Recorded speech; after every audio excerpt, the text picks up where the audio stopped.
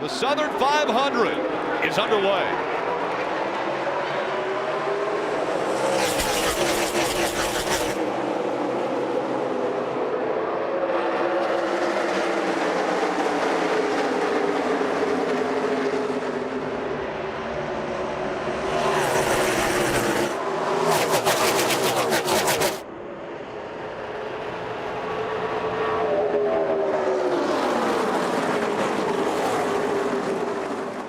That outside line prevailing for Chase Elliott as he will take the lead on lap 1.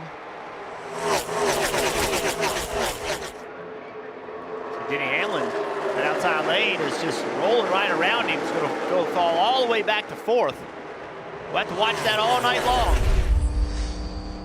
That's the things, right? The balance is, how does your car drive on new tires versus old tires? All the cars we're listening to keep saying, oh, our cars are way better. Junior cars are way better. I think it's just the new tires mask some of the handling issues. Well, there you see Truex trying, caution's out. Big break for Austin Dillon. Remember, he came to pit road early, and the benefit of those new tires, he's all the way up in the 11th position. He was running well outside the top 15 when he came to pit road. Big break for the 3 car. They get ready back into the restart zone. It's Kurt Busch. Bubba Wallace to the back. And so Kurt Busch, Martin Truex Jr. fighting it out up front. Bubba Wallace right there on the outside of lane 2. Those tires hanging in pretty well. Way better than I expected, Jeff. That's something we've seen with this tire. It falls off, but it doesn't fall off like we've seen in the past. Don't get me wrong, I think they're going to end up running that 1 car down, but they took off much better than I think even the crew chief assumed they would. One of the later cars on pit road under green, so Kurt Busch only has 7 laps. I actually thought he had more in his tires, so great work by the 1 car, get a little track position and save a set. Martin Truex Jr. has been up front. Jimmie Johnson running in that 2nd position. Chase Elliott, who had led 80 laps in this stage. And Chase Elliott, by the way, has led more laps this season than he has in his career in a season. So a big year for Chase Elliott, maybe a changing of the guard over there at Hendrick. I know this is frustrating for Keselowski, but I don't think they have the pace in that car. It just doesn't look like it's running the lap times. Even if they do get this thing back on the lead lap, he's running about 20th place lap times over this run. Got to improve that 2 car in the pits. So far, the move of the race is right here. Crew chief making the decision to stay out, not put tires on, gain track position. He was running 14th. Now with 2 laps to go in this stage, he is sitting there running 5th, Steve. That is stage points. They were going to get none, and now they're going to get 5th place stage points. That is a huge move early in this race. Stage points, a set of tires, so much going right for the one of Kurt Busch. Like you mentioned, Matt McCall, huge call on top of the pit box. Bowman's going to try to take a spot away from him as we're on the final lap of stage 1. Will he have enough time? One more time around. They'll be fighting for those positions. Down the backstretch for the final time for Martin Truex Jr. looking for his 3rd stage win of 2020. Most importantly for Martin Truex Jr., it will be a playoff point. That means 1 point that could move with him into the next round because all playoff points will do that. Martin Truex Jr. MTJ gets the green and white checkered flag. And here's that battle between the 1 and 88. And Kurt Busch is going to hang on. 5th place in stage 1.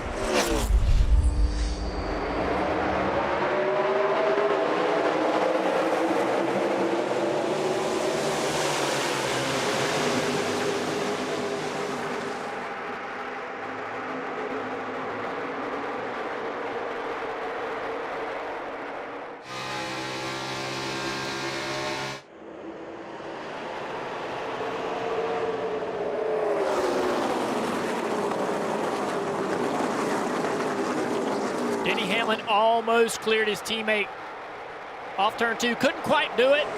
Truex back to the lead. Harvick up to 2nd. Great choice for Harvick, I guess, to give up 2nd place, restart 4th. You see Truex lead 131 laps. Coming to 2 to go. This is important for this team because of the playoff points. They don't have quite as many as Denny and Harvick, so to be able to gain a couple tonight in these stages has been pretty helpful to their championship hopes going forward. You know, when you watch Truex, and obviously he's running out front, he's what, almost 5 seconds ahead. It's like he never puts a wheel wrong. You see that car, it looks stable, it floats off in the corner, he picks up the gas. We even hear Denny, when Denny drives, pick it up nice and slow. He's not stabbing the steering, he's not jerky. He's really smooth, but you watch Truex right here, and it's like that car's on rails. Yeah, now Truex Jr. is putting the pressure squarely on this pit crew to get the job done tonight. No mistakes. He can't make any mistakes either. We see Alex Bowman taking this spot away from Jimmie Johnson for the 4th spot. Yeah, I wonder if that's a little bit of team orders there. We saw Jimmie almost challenging the 4 car for 3rd, but every point could matter. Yeah. Hey. I didn't know I was with a bunch of conspiracy theories guys up here. I mean, it's one position and it's team orders, and oh my goodness, that's the way it goes. But it is. Every point matters in this game right now. Stage 1 is TJ. Come on. Truex winning stage 2 here at Darlington. And getting ready for the start of the final stage. Big stack up on the inside line.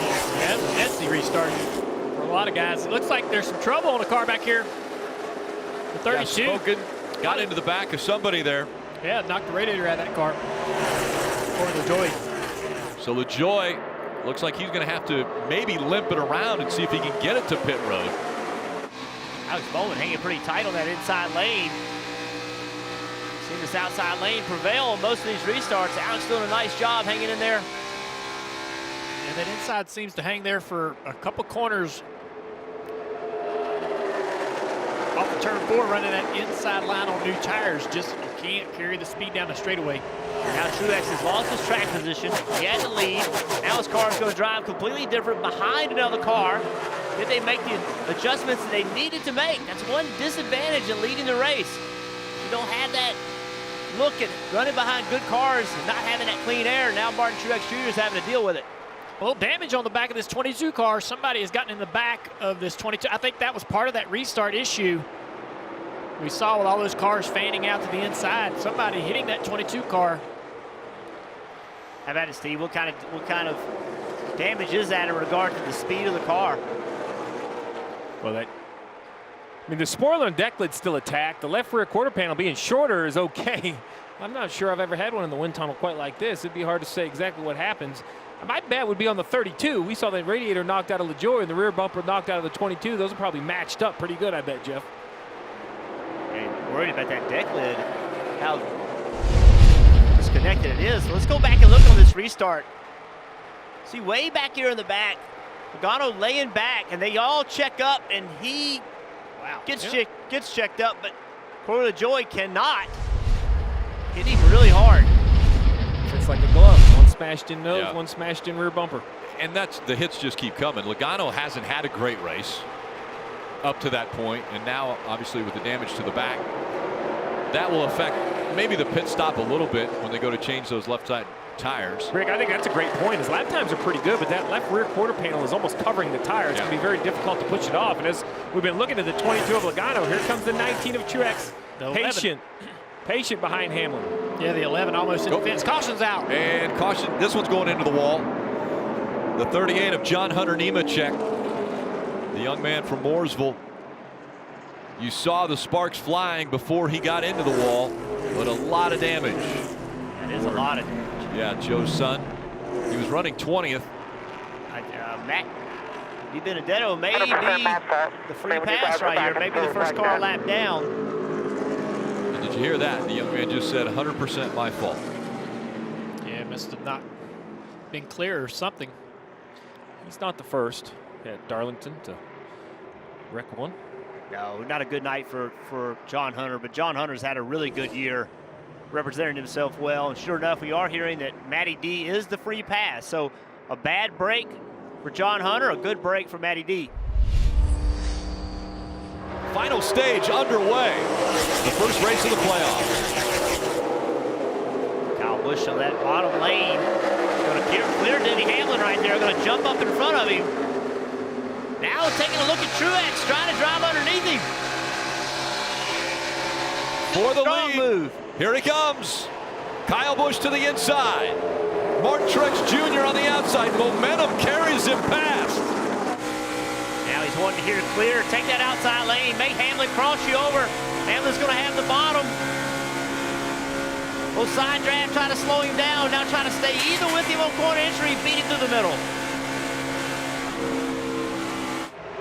Nice job by Kyle Busch and a nice job by his pit crew tonight. They've given him 6 spots tonight on pit road. Right now, the top 4, the final 4, or the championship 4 from a year ago. Martin Truex Jr., Kyle Busch, Denny Hamlin, Kevin Harvick. The big difference from a year ago, though, Rick, Truex, Hamlin, and Harvick all with wins. Kyle Busch still looking for that first win, the defending champion. Race leader Martin Truex Jr. is going to give the lead up. Denny Hamlin now the race leader at Darlington. He's coming towards you, Dave. Truex onto pit road early in, just past the gap, and he will get 4 fresh Goodyear tires, so needed right now with 60 to go. Remember that scenario I talked about in 2017? I believe it was 69 laps he tried to run at the end of the race, and the tire came apart just before then. So, Marty, this could work out. Fewer laps this time.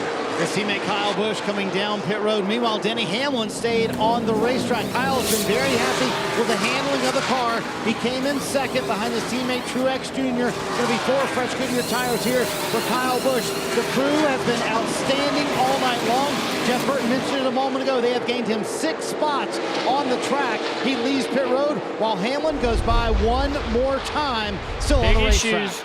Big issues for the 11, trying to get to pit road. Jeff, he slows down to 48. Impatient here, gets into the back of him. That gets the 11 going too fast. Now Denny cannot make pit road. He knows he can't make it, has to turn right. And the time lost is huge for Denny Hamlin. Here we are, riding on board into turn 3, slowing down, trying to get out of everybody's way. Just doesn't have the grip to stay low enough. Marty.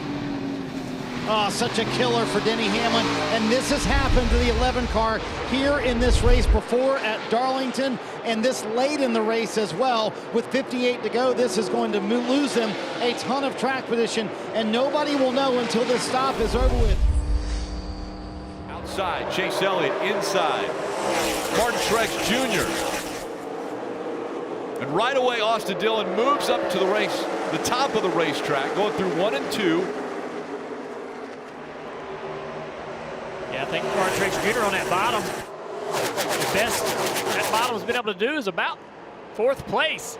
He's going to try to squeeze right in that hole right there in front of Austin Dillon, and he does it. Goes back to the inside of this 4 car. Harvick for the exit of turn 4. Trying to side draft a little bit. He's trying to get a little side draft. He has it. It's going to be tight getting into turn 1. Harvick getting out of the gas. Gives it to him. Sure did. I wonder if Harvick isn't saving a little tire here. Kevin Harvick at the end of every run has been really slow. I wonder if Harvick is just going to save some tire to try to be faster at the end of this run. Here comes Martin, the 19, on the pit road now. They think they have an issue. Dave. When he passed Chase Elliott, he said, "I thought I had him." He didn't quite have him, and now it looks like that's just going to cost him the race here. We'll see if Elliott can stay on track, but Harvick has already gotten by him. You can see the right rear tire that came off flat. Probably just right sides here. I don't know why you would change lefts at this point unless they think they need him to keep back up. My concern right now is where's the 9 of Chase Elliott? I think Harvick has taken the lead. The 9 is back to 3rd. Heavy damage on both cars. Harvick's up front. Austin Dillon has moved up into the 2nd spot now. Chase Elliott continues to fall back. Logano up to 3rd. Could Austin Dillon run Kevin Harvick down? This race is not over. We've said it multiple times. Kevin Harvick has struggled at the end of these runs. Logano is only 1.3 seconds back. Austin Dillon a half a second back. Coming up on 2 laps to go. The gap has been anywhere from a half a second to a second. It's closed up a bit there. 0.7 of a second now. Dillon pushing it for all he's worth. They're coming up on lap traffic again. Let's see where this lap traffic goes. You know where Harvick's going to go. He's going to go to the bottom. That's Matty D in front. He is not going to be an easy pass. 0.6 of a second, 0.5 of a second. 1 lap to go. 1 more, hit your mark. Brendan Poole up there in front of those guys in that 15 car.